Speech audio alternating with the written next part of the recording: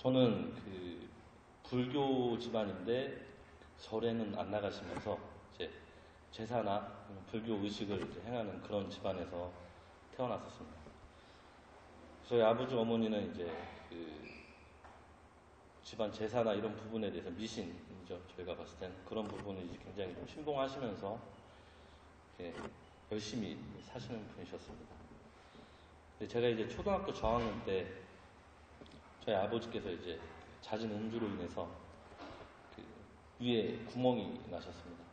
병원에 갔더니 이거는 이제 의학적으로 치료할 수가 없고 이제 고통을 좀 줄이면서 이제 마음의 준비를 하셔라. 그래서 이제 실제적인 사망 선고를 받으셨습니다. 저희 어머니께서는 이제 주위에 다니시면서 민간요법과 이제 위에 좋다는 모든 치료를 다 했지만 더 호전되지는 않으셨습니다. 그러던 중에 저희 어머니께서 이제 처녀 때 교회를 잠깐 나가셨는데 마지막 지푸라기라도 잡는 심정으로 이제 교회 어머니 혼자 나가셨습니다. 그때 이제 기도를 하시면서 세상적으로 안 됐는데 하나님은 우리 남편의 병을 살릴 수 있을 거다라는 확신을 하셨고, 그리고 아버님을 설득을 해서 교회에 같이 나가셨습니다. 신기하게도 교회 나간 지 얼마 안 돼서 저희 아버지 위병이 많이 나아지셨습니다. 그래서 사망 선고를 받으셨던 게 병원에선 치료만 잘 하시면 완치될 수 있다라는 판정을 받으셨어요. 그 후에 이제 저희 아버지께서는 자기가 믿으셨던 그런 불교나 신앙 이쪽, 미신 쪽은 뒤로 하시고 교회에 굉장히 열심히셨습니다. 매일 새벽 기도를 가셨고, 그 다음에 주중에는 꼭 가정 예배를 드리셨습니다. 저희 가족과. 그리고 율법을 굉장히 지키시려고 노력을 많이 하시는 그런 분이셨습니다. 저 역시 이제 아버지의 영향으로 인해서 중학교, 고등학교 때 굉장히 교회 생활을 열심히 했습니다. 중고등학교 때는 이제 회장, 부회장도 했었고, 청년회에 가서도 마찬가지로 굉장히 열심히 교회를 섬기면서 율법적으로 사는 그런 사람이었습니다.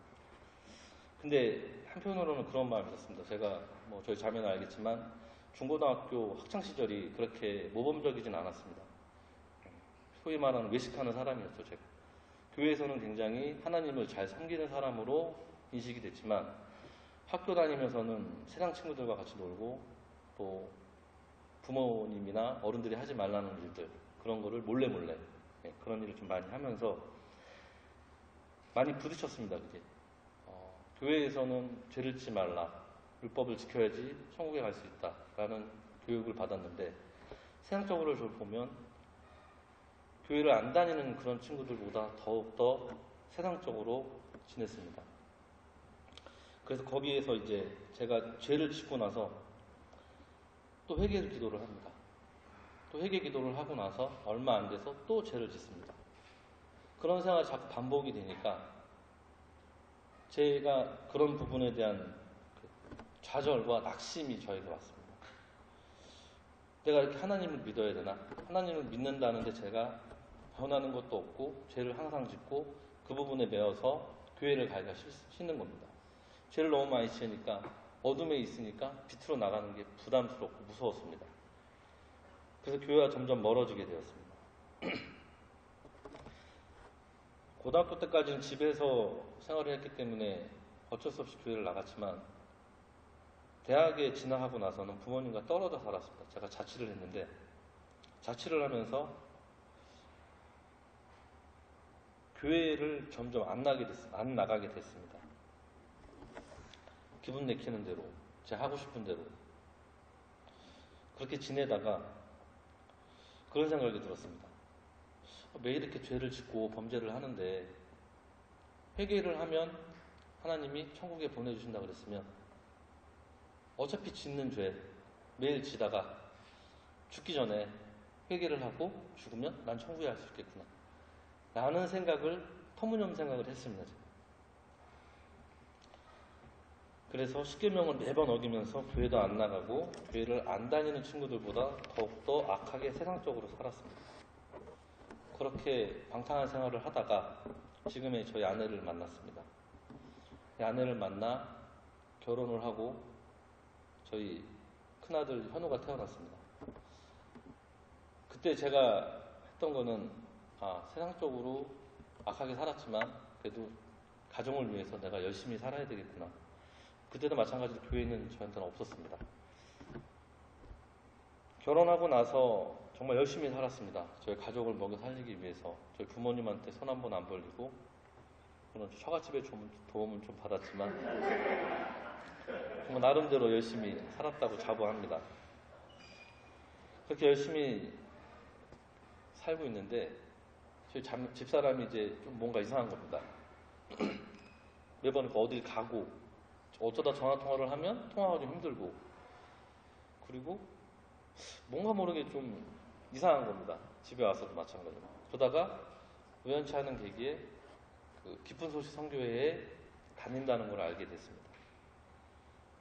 저는 이제 교회를 잘 안 나갔지만 저희 아버지의 영향도 있고 해서 깊은 소식 선교회라는 단체가 세상적으로 봤을 때는 이단이다 라는 확신과 그런 마음이 있었기 때문에 저는 저희 집사람이 이단에 빠졌기 때문에 이제 하나님과 멀어지고 나중에 지옥을 가겠구나 라는 생각을 하면서 많이 괴로워했습니다. 그래서 인터넷 검색을 해서 기소선이 이단임에 대한 그 증명 자료를 엄청 많이 수집을 해서 저희 집사람한테 보여줬습니다. 근데 집사람이 저한테 한 얘기가, 당신이 말하는 건 맞을 수 있지만 나는 내가 선택한 길을 가겠다라는 내용을 얘기했습니다. 저는 솔직히 이해가 안 됐습니다. 이렇게 나쁜 부분, 이렇게 세상적으로 봤을 때 안 좋은 부분을 얘기를 했는데 본인은 그거를 믿고 있다는 생각을 하니까 뭐 답답했습니다. 그래서 순진한 아내가 이단에 빠져서 정말 지옥에 가겠구나. 그래서 호랑이를 잡으려면 호랑이 굴에 들어가야 되겠구나 라는 생각으로 제가 기소선에 다니기로 했습니다.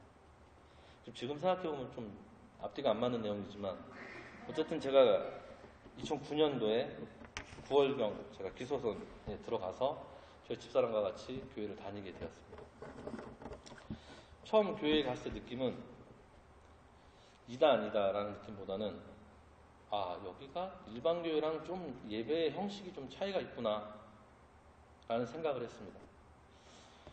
근데 저희가 이제 그동안에 기성교회 다닐 때는 예배 시간이 기껏해 한 40분에서 1시간 사이고 설교 시간 15분에서 20분 정도 설교를 했습니다. 근데 여기 갔더니 설교가 1시간 반 뭐 이렇게 하더라고요. 무슨 얘기인지 모르고 그냥 가서 잠만 자는 거였습니다. 또 안 가면은 간다고 마음 먹었는데 안 가면 또 저희 집사람이 하도 한 주를 저한테 굉장히 곤욕을 주기 때문에 그때부터 이제 출근도장 찍는 심정으로 교회를 나갔습니다. 근데 무슨 말 하는지 하나도 몰랐습니다. 그 당시에. 교회에서 뭐라고 얘기를 하는데 교회 가서 잠만 잤으니까 내용을 몰랐습니다. 그렇게 한 5, 6개 정도 다녔는데 기존 교회랑은 좀 차이가 있지만 이단이 아니라는 생각은 들더라고요. 그래서 어차피 기존 교회도 안 나가는데 면죄부식이었죠. 저한테는. 세상적으로 지내다가 한 주 교회 와서 하나님 앞에 와서 회개하고 다시 또 한 주를 내 마음대로 살면 되겠구나 라는 생각으로 교회에 다녔습니다. 그때 저는 그 남양주 호평동에서 작은 휴대폰 매장을 하고 있었습니다. 그 매장을 2008년도에 오픈을 했는데 2008년도에는 장사가 굉장히 잘 됐습니다. 장사가 잘 돼서 친구들도 많이 만나고 집에도 돈 많이 갖다 주고 그렇게 이제 생활을 했습니다. 근데 2008년도 죄송합니다. 2009년도였습니다. 2009년도에 장사가 잘 됐는데 2010년도부터 장사가 안 되는 겁니다. 주위에 매장이 저희 매장 근처에 한 반경 50m 안에 한 30개 정도 매장이 있었습니다. 장사가 돼도 판매를 해도 주위에서 그 가격 경쟁 때문에 그 마진이 점점 떨어지니까 월세를 내고 나면 생활비를 거의 못 갖다 주는 수준이 되고 나중에 매장 문 닫기 전에는 월세를 못 냈습니다. 그 정도로 힘들었습니다. 그때 이제 2010년 8월에 여름 수영회를 간다는 그런 이제 목사님이 광고를 하셨는데 저는 이제 아까 말씀드린 것처럼 교회의 열심은 아니었고 그냥 형식적으로 도장만 찍으러 가는 사람이었기 때문에 수양에 참석한다는 생각은 전혀 한 적이 없었습니다. 저희 집사람도 마찬가지고 그래서 수양에 가겠다 얘기를 꺼내지도 못했습니다. 그래서 그냥 수양회가 있구나라는 생각을 하고 매장에 앉아 있었습니다. 그래서 날이 흘러서 수양회 당일이 됐습니다. 근데 앉아 있는데 갑자기 그런 생각이 드는 겁니다. 어차피 매장에 앉아 있어도 장사가 안 되고 여름 휴가도 못 갈 거고 그러면 이번 수양회가 강릉이라는데 적은 값으로 가서 애들하고 놀고 바람이나 쐬고 와야 되겠다라는 생각이 들었습니다. 그래서 집사람한테 얘기해서 그날 저녁 늦게 교회 그 수양회 장소에 도착하게 되었습니다. 말씀을 듣는데 교회에서도 5, 6개월 동안 들었는데 이해가 안 됐습니다. 근데 여기 와서 들으면 더 이해가 안 되는 겁니다. 제일 이해가 안 됐던 부분은 죄를 지었는데 회개를 안 한다는 내용이었습니다. 제가 세상에서 들었던 거는 죄를 지을 때마다 회개를 해야지 된다라는 얘기였는데 처음에 회개를 한번 하고 나면 그 후에 죄를 지어도 회개를 안 해도 된다. 잘못 저희가 이제 들었던 거죠. 그 부분 때문에 이 성경 말씀이 저는 들어오지가 않았습니다. 그때 제가 들었습니다. 아, 이렇게 해서 이단이라는구나. 그래서 이제 그런 생각이 들었습니다. 그래서 말씀이 잘 들리지 않았는데 첫날 그랬습니다. 근데 둘째 날에 복음반에서 듣는데 죄의 삭은 사망이며 세상의 모든 죄를 지고 십자가에 못 박혀 돌아가셨다는 죄송합니다. 예수님이 세상 모든 죄를 짓고 십자가에 못 박혀 돌아가셨다는 말을 들었습니다. 저는 그 전에 교회 다닐 때도 마찬가지로 예수님이 내 죄를 위해서 이 세상에 오셨고 내 죄를 위해서 돌아가셨다는 걸 믿었습니다. 근데 또 그 얘기를 들으니까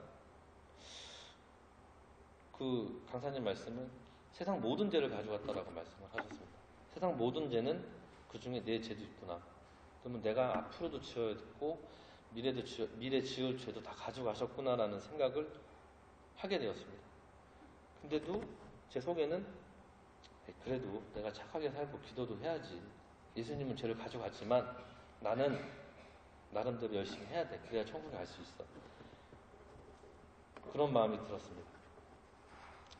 그렇게 말씀 시간이 끝나고 나서 저녁에 이제 교제를 하는데 로마서 3장 20절 이하 말씀으로 교제를 했습니다. 제가 한번 읽겠습니다. 그러므로 율법의 행위로 그의 앞에 의롭다 하심을 얻을 육체가 없나니 율법으로는 죄를 깨닫음이라. 이제는 율법에 하나님의 한 의가 나타났으니 율법과 선지자들에게 증거를 받은 것이라. 곧 예수 그리스도의 믿음으로 말미암아 모든 믿는 자에게 미치는 하나님의 의인이 차별이 없느니라.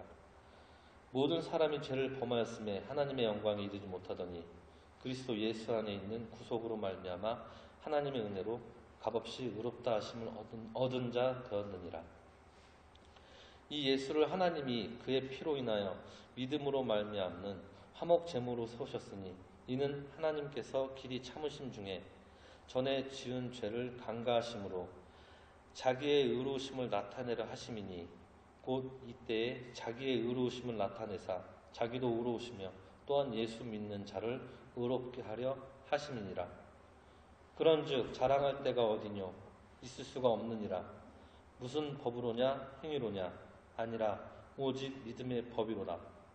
그러므로 사람이 의롭다 하심을 얻는 것은 율법의 행위에 있지 아니하고 믿음으로 되는 줄 우리가 인정하고. 이 교제를 해주시는데 그때 구원을 받았습니다.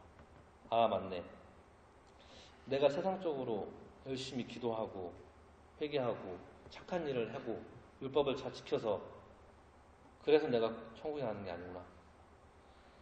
하나님이 나를 사랑하셔서 예수님을 보내주시고 예수님의 피값으로 나를 사셨구나.